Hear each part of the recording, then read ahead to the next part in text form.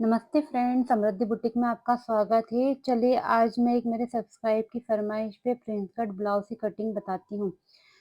मुझे जो कटिंग आती है ना काफ़ी सिंपल तरीके से आती है। मेरे को ज़्यादा उसमें रॉकेट साइंस लगाती नहीं। तो आपको मैं दिखाती हूँ कि आप सिंपल तरीके से प्रिंस कट ब्लाउज़ की कटिंग कैसे कर सकते हैं। तो मैंने मेरे आपको मेज़रमेंट तो सारा साइड में पहले दिखा दिया था। उसके अकॉर्डिंग मैंने 6.5 शोल्डर रखे हैं और जो मैंने आर्म होल की लंबाई है वो मैं 7.5 इंच रखूँगी। मैं जो भी शोल्डर लेती हूँ साढ़े मतलब अगर मैंने 5 ली तो मैं यहाँ पे 6 लंबाई रख देती हूँ आर्म होल की और अगर मैं 5.5 लूँगी तो यहाँ पे 6.5 आर्म होल की लंबाई रख देती हूँ। इसी तरह मैंने आपको शोल्डर बता दिए हैं मेरे और आर्म होल की लंबाई भी बता दी है। अब नेक्स्ट आता है चेस्ट। जो बस्ट के ऊपर आर्म होल के जो राउंड रहता है उसे चेस्ट कहते हैं। जो सिलाई करता है उन्हें सभी को ये बात तो मालूम ही होगी। चेस्ट मेरे 35 है, तो मैंने 35 के अकॉर्डिंग यहाँ पर इसका 4th पार्ट ले लिया है, जो आएगा 8.6 मतलब कि पौने 9 इंच का। उसमें फिर मैं आधा इंच लूज़िंग डालूँगी, जो आपको मैं आगे जब टक्स बनाऊँगी आर्म होल का तो उसमें सेट करके दिखा दूँगी। यहाँ तक तो मैंने आपको समझा दिया है।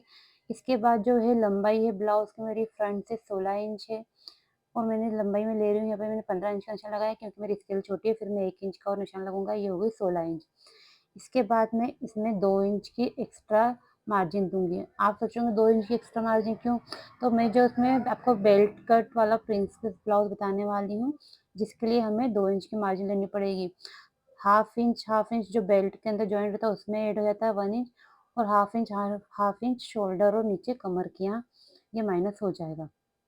इसी तरह से मैंने इसकी लंबाई ले ली है। अब चलिए मैं आपको सेकंड मेज़रमेंट दिखाती हूँ। इसके बाद में इसमें आपको जो इसका एपेक्स पॉइंट है, मैंने बता देती हूँ आपको मेरा जो एपेक्स पॉइंट है वो है 10 एंड हाफ इंच।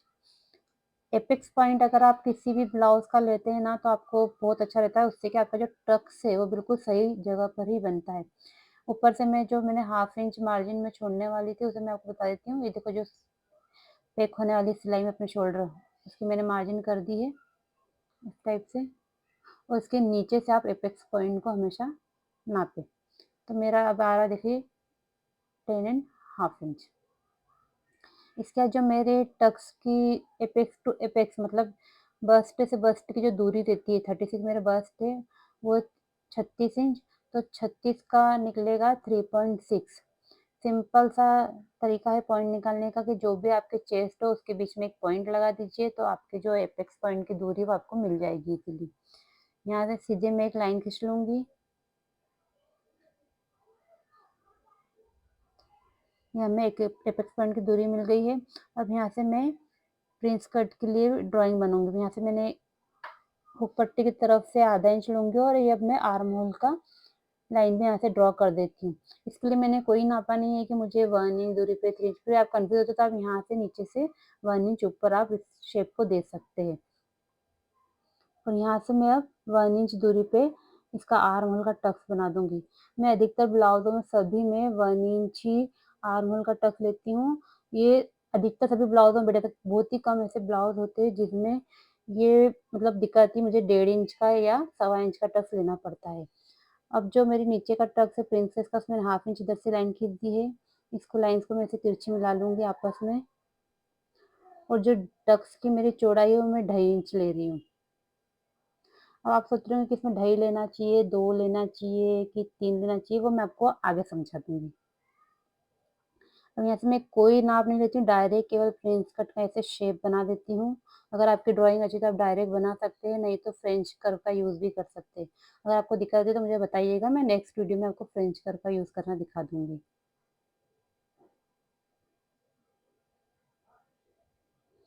अब मैंने इस साइड देखा है कि मेरा जो टक्स है ना वो 7 इंच का है और इधर से जो ये राउंड है ना ये 7 एंड हाफ आ रहा है।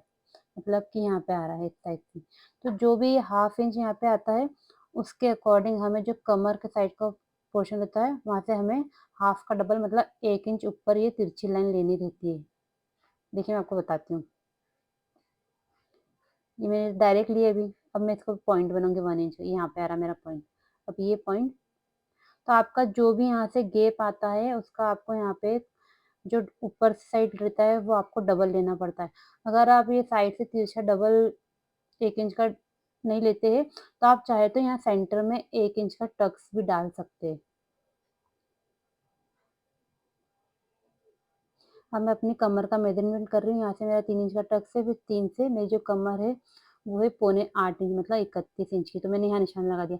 अब आप सोच रहे होंगे मैंने चेस्ट का निशान लगा दिया है, कमर का लगा दिया, पर मैंने बस्ट का तो निशान 36 इंच का लगाया नहीं है। देखिए मैं आपको बताती हूँ।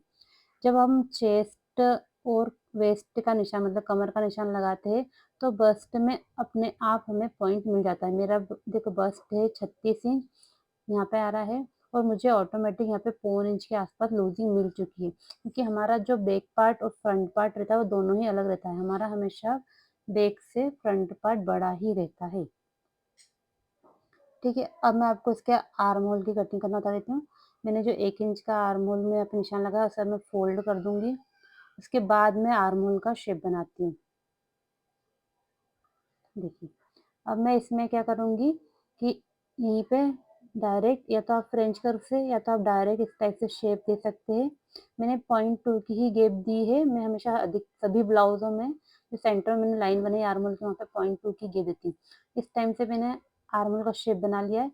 अब यहाँ से जो हाफ इंच था, ये इधर से हाफ इंच डाउन हो ही जाता है। अधिकतर ब्लाउज़ों में ऐसा ही रहता है, पर बहुत से ब्लाउज़ होते हैं जिनमें ये हाफ इंच से थोड़ा ऊपर-नीचे आपको एडजस्ट करना पड़ सकता है। ये देखिए मैंने 0.2 की गैप दी है। अब मैं आर्म होल को चेक कर लूँगी एक बार कि मेरे आर्म होल है 8 पॉइंट हाफ इंच, तो ये है कि नहीं 8.5 इंच मैं देख लेती हूँ। ये है ना 8.5 इंच से थोड़े से ज़्यादा आ रहे हैं, मतलब कि 9 इंच के आस-पास आ रहे हैं। आपको कुछ नहीं करना है, घबराना नहीं है। आप भी क्यों शो ऐसे आर्म होल कभी ऊपर-नीचे हो सकते हैं, तो आप इसे हाफ इंच ऊपर कर दीजिए। ये देखिए मैंने वापस इसके ऊपर एक ड्राइंग करी है। आर्म होल तो आपको हमेशा देखिए सेट करने ही पड़ते हैं। परफेक्ट आर्म होल एकदम से कभी नहीं आते।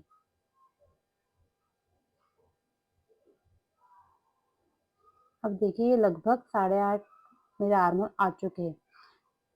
तो आप इसी तरह आप भी आर्म होल को थोड़ा-सा प्लस माइनस करके परफेक्ट बना सकते हैं। देखिए मैंने तो क्या है ना सिलाई काफ़ी पहले सीखी है और काफ़ी सिंपल तरीके से सीखी है, पर अभी जो सिलाई सिखाते हैं ना उसमें काफ़ी टेक्निक रहती है, तो मैं तो ज़्यादा टेक्निक का यूज़ करती नहीं हूँ और सिंपल तरीके से ही मेरे ब्लाउज़ बनाती हूँ और वो परफेक्ट ही आते हैं। गले की जो चौड़ाई है, मैंने आगे से पौने 3 इंच रखी है। इसके ऊपर मैं डिटेल वीडियो कभी और बता दूँगी आपको बनाकर कि मैं गले की चौड़ाई किस हिसाब से लेती हूँ, और जो शोल्डर मैंने ली है इसकी वो 3.5 इंच। जब मैं इसे बनाऊँगी तो ये कंप्लीट ये सही ना 2 एंड हाफ इंच मतलब 2.5 इंच का शोल्डर रह जाएगा। गले की जो लंबाई है वो 7 इंच रखी है और आप जो चाहे इसमें गले में शेप डाल सकते हैं।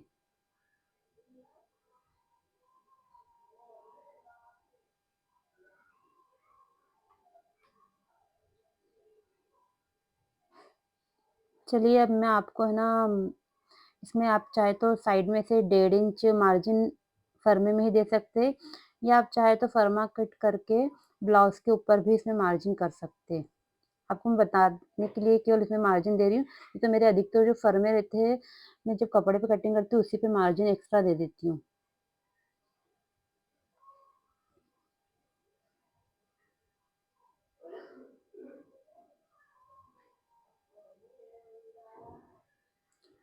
अब आया है लोअर चेस्ट, है ना? तो लोअर चेस्ट जो रहता है कि आप शोल्डर से अपने चेस्ट के बस्ट के बिल्कुल नीचे एक लाइन्स मतलब नाप ले सकते हैं, जिससे आपको जो है टक्स का जो दूरी है वो मिल जाती है। उससे आपका जो बेल्ट है बिल्कुल परफेक्ट बनता है। पर अगर आप नहीं ले पाते हैं, तो आप 2.5 या 3 इंच के टक्स बना सकते हैं। आपका उस पे भी आपका ये बेल्ट लगभग बैठ ही जाता है। इस टाइप से मैंने देखिए इसमें बेल्ट में ड्राइंग कर दी है। मैंने बेल्ट को कोई नहीं नापा है कि मुझे 2.5 इंच का बेल्ट चाहिए, 3 इंच का। जब अगर आप लोअर चेस्ट का नाप लेते हैं ना, तो आपको ऑटोमेटिक ही बेल्ट मिल जाता है कि कितना इंच का बेल्ट सामने वाले को आएगा। अब मैं आर्म होल की कटिंग कर देती हूँ पहले।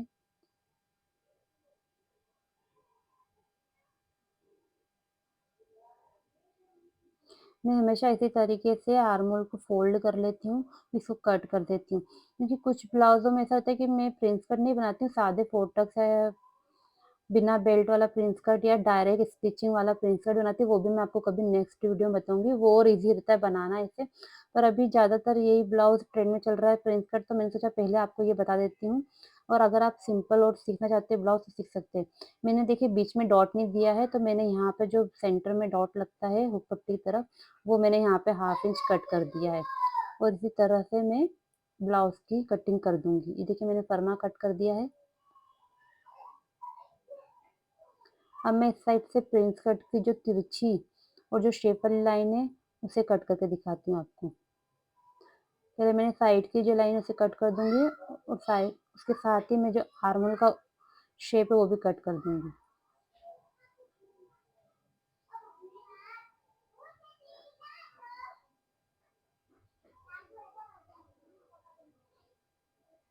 ये मैंने ऊपर की तरफ से बेल्ट को कट कर लिया है और अब मैं इसके ऊपर है ना पहले बेल्ट को पेस्ट करूँगी। आप सोच रहे होंगे कि फर्मा तो कट करना पड़ता है, हम ब्लाउज़ में डायरेक्ट इतना कटिंग नहीं कर सकते, तो आप बताइए। तो देखिए ये जो प्रिंस कट ब्लाउज़ है इसे तो आपको फर्मे पे ही कट करना पड़ेगा, ये डायरेक्ट ब्लाउज़ पे नहीं बनता है, अगर आपको बेल्ट वाला बनाना है तो। अगर आप विदाउट बेल्ट वाला बनाएँगे तो आप इसे डायरेक्ट कपड़े पे कट कर सकते हैं।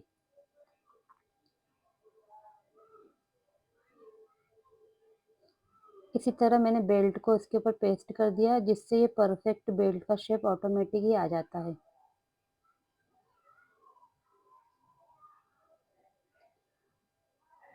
अब ये रही साइड पार्ट की बारी। अब मैं इसका ही प्रिंस कट जो शेप है, ये हल्का-सा मैं राउंड शेप में जो पॉइंट बना रहता है यहाँ पे, अपना एपेक्स पॉइंट, तो हल्का-सा राउंड शेप दे दूँगी और आर्म होल की पूरी लाइन्स को कट कर दूँगी। देखिए, आप इस फरमे को जब भी है ना कपड़े के ऊपर बनाएँ, तो जो प्रिंस कट की लाइन है, उसमें हाफ-हाफ इंच मार्जिन आपको दोनों तरफ देनी पड़ेगी। क्योंकि हम इसे जैसे ही जॉइन करेंगे, तो ये 1 इंच के आस-पास बीच में से कपड़ा कम हो जाएगा। तो आप कपड़े पे रख के जब भी कट करें, तो सेंटर वाली प्रिंस लाइन में दोनों तरफ से हाफ-हाफ इंच का इसमें मार्जिन दें। बाकी तो इसमें मैंने सभी तरफ मार्जिन दे दी, लंबाई में भी मैंने 2 इंच प्लस कर दिया था, साइड में आपको मार्जिन देना बता दिए। और हुक पट्टी मैंने मार्जिन इसलिए नहीं छोड़ी कि अगर आपको इसे फ्रंट से पेक बनाना है तो उसमें आपको ज़रूरत नहीं पड़ेगी, और अगर आप ओपन बनाना चाहते हो तो हुक पट्टी की तरफ भी आप मार्जिन इसमें हाफ इंच दे सकते हैं। अब मैं आप सोच रहे होंगे कि मैंने इसमें शोल्डर के हिसाब से लिया, तो मैंने मेरे शोल्डर से 15 इंच, इसको मैंने 2 से डिवाइड करा, तो आए 7.5 इंच के आसपास। अब 7.5 इंच में मैंने करा है -1। अब आप सोचेंगे इसमें -1 क्यों करा है? तो मैं जब भी फ्रंट नेक बनाती हूँ, उसमें मैं नेक जो रहता है मेरा हमेशा 5 टू 8 इंच के आसपास रहता है। तो जब भी हम 5 टू 8 इंच तक नेक बनाते हैं, तो मैं -1 इंच ही करती हूँ, और डीप नेक बनाती हूँ तो उसके अकॉर्डिंग माइनस शोल्डर कर देती हूँ। अगर आपको इसका बैक साइड का डीप नेक की कटिंग देखनी है, तो आप मुझे कमेंट्स करिएगा, मैं आपको ज़रूर बताऊँगी नेक्स्ट वीडियो में कि इसकी बैक साइड की डीप नेक कटिंग कैसे होती है। चलिए मैं आपको बता देती हूँ कि आपको है ना दोनों प्रिंसेस लाइन में मार्जिन कैसे देनी है। ये मैंने साइड का पार्ट रखा है, इसे आप पूरे इसी टाइप से ब्लाउज़ पे ड्रॉ कर लीजिएगा, क्योंकि मैंने इसमें लंबाई में और साइड मार्जिन दे रखी है। केवल आपको जो प्रिंसेस लाइन है उसके अंदर हाफ इंच की मार्जिन देना है, या आप जितना भी फोल्डिंग में कपड़े को यूज़ करते हैं, जैसे कटोरी ब्लाउज़ में हम यूज़ करते हैं ना, उसी तरीके से इसमें मैंने इस टाइप से हाफ इंच मार्जिन दे दी है। क्योंकि हम जब इसको जॉइन करेंगे ना, तो ये इतना छोटा हो ही जाएगा। फिर मैंने ऊपर की साइड के पार्ट को रख दिया है। अब मैं इसे पूरी तरह से ड्राइंग कर दूँगी। नेक आप अपने अकॉर्डिंग कुछ भी बना सकते हैं इसमें। अगर आपको हुक पट्टी फ्रंट से ओपन रखना है, तो आप हुक पट्टी तरफ से भी इसमें हाफ इंच मार्जिन दे सकते हैं। देखिए, मैंने फर्स्ट टाइम ही ये ब्लाउज़ की कटिंग का वीडियो बनाया है, क्योंकि मुझे कोई बहुत ज़्यादा टेक्निक के साथ कटिंग बताते नहीं आती है। मैं इसी तरह से सिंपल ही कटिंग करती हूँ। अगर आपको मेरी ब्लाउज़ की कटिंग या मेरे ब्लाउज़ के डिज़ाइन और मेरे वीडियो पसंद आते हैं, तो आप मेरे चैनल को ज़रूर सब्सक्राइब कीजिएगा और मेरे वीडियो को लाइक कीजिएगा। Thank you.